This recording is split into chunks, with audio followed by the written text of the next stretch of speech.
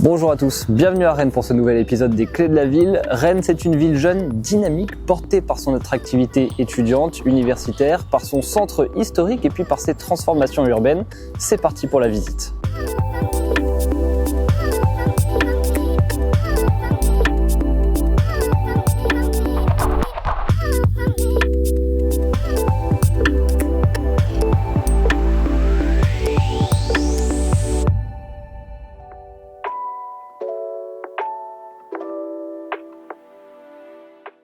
Rennes, une métropole en mouvement portée par une croissance maîtrisée et une identité affirmée.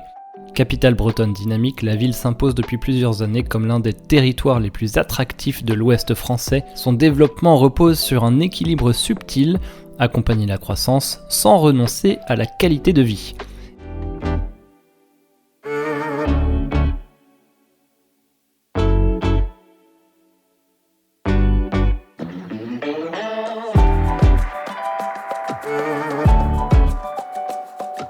Ici, les maisons à colombage, les rues commerçantes et puis les places particulièrement animées témoignent d'un patrimoine préservé au cœur d'une ville en pleine transformation.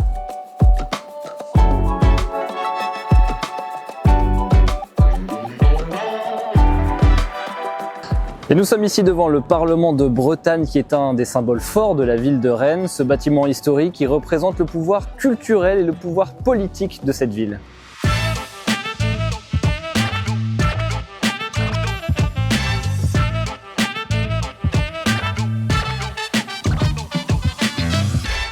Isabelle Camira, bonjour, merci beaucoup de nous recevoir. Discutons mobilité et transformation des territoires. Les mobilités, elles jouent aujourd'hui un rôle clé dans le développement des territoires. En quoi des infrastructures comme le train peuvent transformer en profondeur une ville comme Rennes ?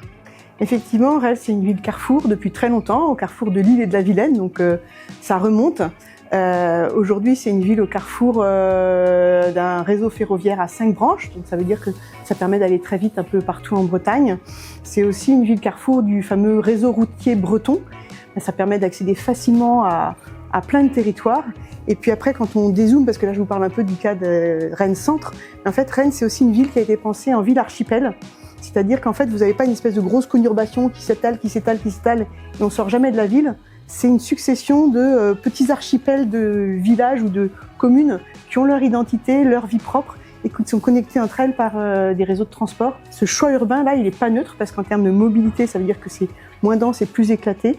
Mais en même temps, en qualité de vie et en sentiment d'appartenance à des collectifs territoriaux, c'est important. Ici, l'urbanisme se pense à long terme. Extension du réseau de métro, modernisation de la gare, développement des mobilités douces, Rennes structure son territoire autour de connexions toujours plus fluides au service des habitants comme des actifs. En fait, effectivement, les mobilités jouent un rôle important dans les territoires, mais il ne faut pas confondre la poule et l'œuf. Souvent, en fait, les mobilités, c'est celles qui traduisent les liens, les relations, les dynamiques territoriales. Et donc, c'est pour ça qu'il y a souvent une corrélation entre dynamique territoriale et mobilité. Cette attractivité s'appuie aussi sur un tissu économique solide, numérique, recherche, enseignement supérieur. La métropole rennaise attire entreprises et talents, renforçant la pression sur le logement. Car Rennes n'échappe pas à une réalité partagée par de nombreuses villes en France, une demande croissante, une offre sous tension et la nécessité de produire un habitat à la fois accessible et durable. Les nouveaux quartiers traduisent cette ambition. À Baud-de-Chardonnay, Via Silva ou encore à côté de la gare, logements, bureaux, commerces et espaces publics cohabitent dans une logique de mixité et de proximité.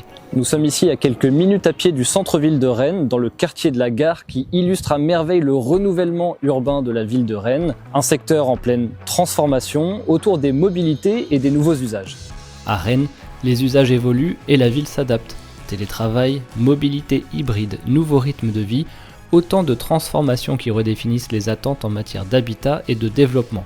En fait, on voit que le système actuel arrive un peu à bout de souffle. La crise géopolitique actuelle nous montre qu'on est quand même très dépendant des énergies fossiles et que si toute notre économie repose là-dessus, c'est quand même fragile. Du coup, je pense qu'il faut se projeter dans un univers où il faut réinventer les mobilités.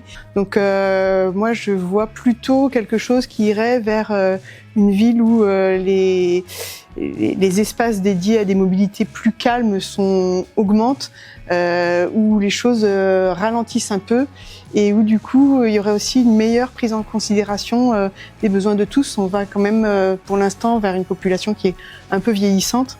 On sait que par exemple Rennes et Ville Amie des Aînés, ils ont réfléchi à tous les combien il faut mettre un banc pour qu'une personne âgée puisse faire de la distance, parce qu'une personne plus âgée a besoin de se poser plus souvent. Donc voilà, moi j'imagine quelque chose de plus apaisé. Et d'ailleurs, alors on dit que Rennes est un peu en avance sur les mobilités. En fait, quand on habite Rennes, on s'en rend pas compte, mais quand on va dans une autre ville, on se dit ah oui, quand même, chez nous, c'est calme, il y a de la place. Donc voilà, moi je me projette sur une mobilité plus tranquille, ralentie et plus ouverte à tous en fait. Rennes avance avec constance, une métropole qui ne cherche pas à aller plus vite que sa croissance, mais à la rendre durable, cohérente et partagée.